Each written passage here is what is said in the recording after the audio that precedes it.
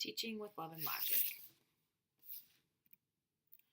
Teaching with Love and Logic was created by Jim Fay, David Funk, and Foster W. Klein. Jim Fay has more than 31 years' experience as an educator and principal. David Funk has experience as a teacher, administrator, associate professor, and conference speaker. Foster W. Klein is a child psychologist. Love and Logic is an approach to classroom management. The goals are to raise the level of student responsibility, teach students to think for themselves, put teachers back in control of the classroom, and return a teacher's joy of teaching. The four basic principles of the management system are sharing the control, sharing the thinking, balance consequences with empathy, and maintaining self-concept of the student. I will explain the four basic principles in the next slides. Sharing the control. Fay and Funk say that a majority of control battles in which teachers find themselves can be avoided by sharing control with a simple technique called choices within limits. Who really gets the power in the classroom? The teacher will have control, but they can give students temporary control in the form of choices. Each choice that we give the students is deposited into their savings account. When it is time for the teacher to take back control, they are able to make a withdrawal from the savings account. Choices within limits. First one, choices must be legitimate. Both options must hold the same weight. An example would be, do you want to do 15 problems for homework or only 2 problems? The second is, choices need to be equally acceptable to the person giving them. Both options need to be acceptable to you, the teacher. Without a doubt, the students will pick the one you do not want them to. Looking back at our previous example, the students will only pick working on 2 problems for homework over 15. And the last one, choices need to be given with equal pizzazz. When presenting the choices, if we stress one choice over the other, this can be seen as manipulating and a control battle may start. We also need to be aware of our tone and body language when presenting the choices. There are many different options to give students. Some can be, do you want to do the even or the odd problems? Or would you rather work in partners or on your own? Do we want to listen to music or no music? The next is sharing the thinking. If a teacher asks a question in such a way that a student focuses on the question rather than on the teacher's emotional overlay, the student's thinking process is more likely engaged than his or her emotional reaction. Emotions will always get in the way of clear thinking. We all know when someone tells us to calm down, it has the opposite effect and makes us even more angry. According to Fay and Funk, once thinking begins, calming is not far behind. Here's an example of sharing the thinking with a student. Tommy comes into your room, slams his book down, and yells, "I hate this school and all you idiot teachers." You have 2 choices of responding. 1, matching his anger, you tell him to either be quiet or get out of your room. Or you have option 2. You respond by saying in a calm voice, "It sounds like you're pretty mad. I'll be glad to visit you when we are both calm. Would you rather cool off in the room, or do you think someplace else would be better?" In the second option, you are remaining calm and modeling how to respond appropriately and allowing Tommy to think about where he would like to go.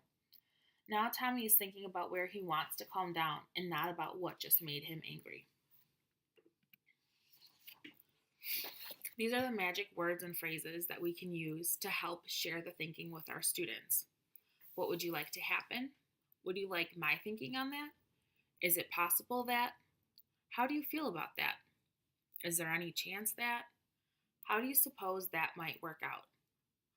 What do you think I think? On a scale of 1 to 10, how good a decision do you think that is? Would you like to hear what others have tried?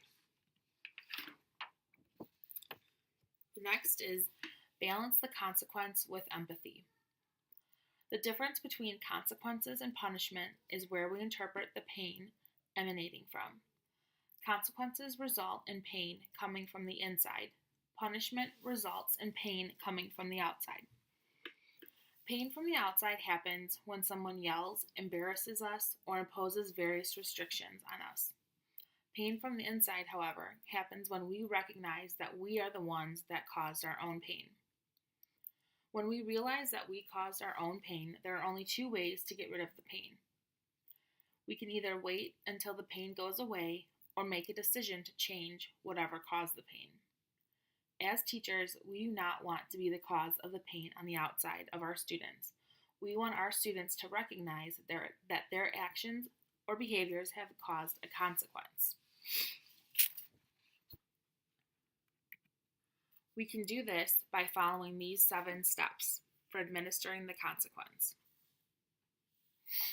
We will increase the chances that our students feel that they are receiving a consequence rather than being punished by following these steps.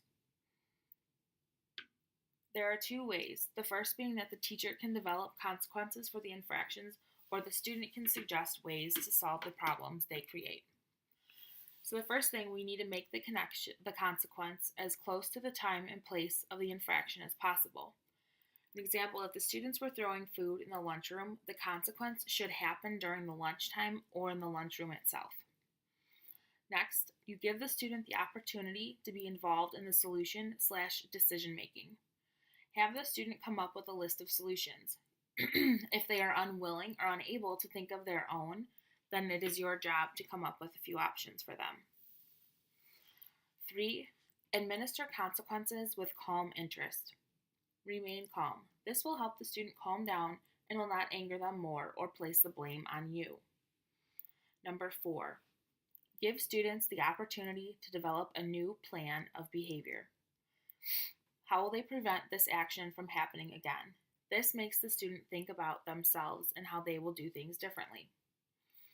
Number 5, let students make their own judgment.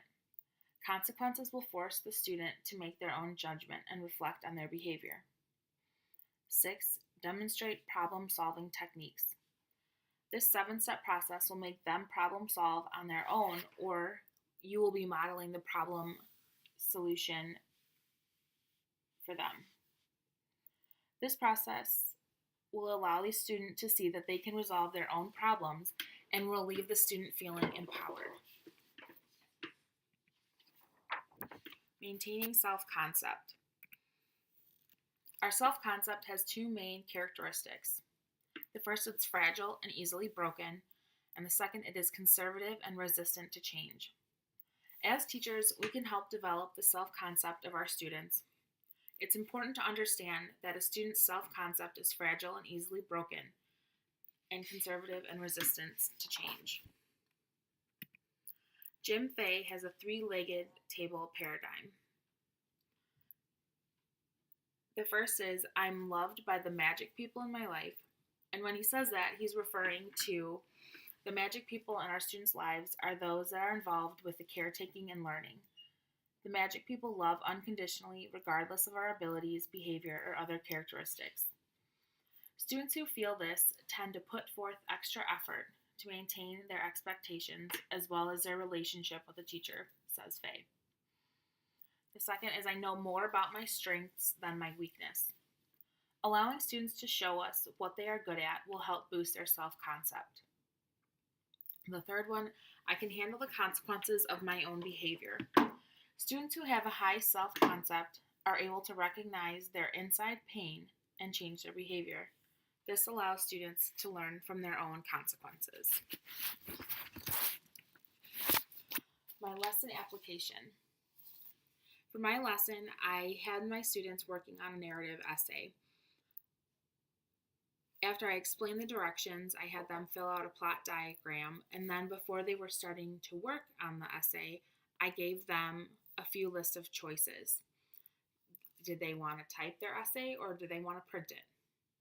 Will they rather sit at their desk, or they could move around the room for alternative seating? And the next, I would let them either listen to music that I picked, or they could listen to music on their headphones. And then the last decision I gave them was if they wanted it due Friday or Monday. The thing to remember is with all of these choices, it didn't make a difference to me whether they had it typed or printed, where they sat, or if they listened to music, or when the due date was. The ability to let the students make these choices would allow me then, if they started misbehaving or I could see they were losing focus, I would be able to make a withdrawal from that savings account that I had just deposited money into. I could redirect them and say, hey guys, guess what? I let you make all these choices and I was being fair. And now it's my turn to say, we need to get back to work and I'm going to make that decision.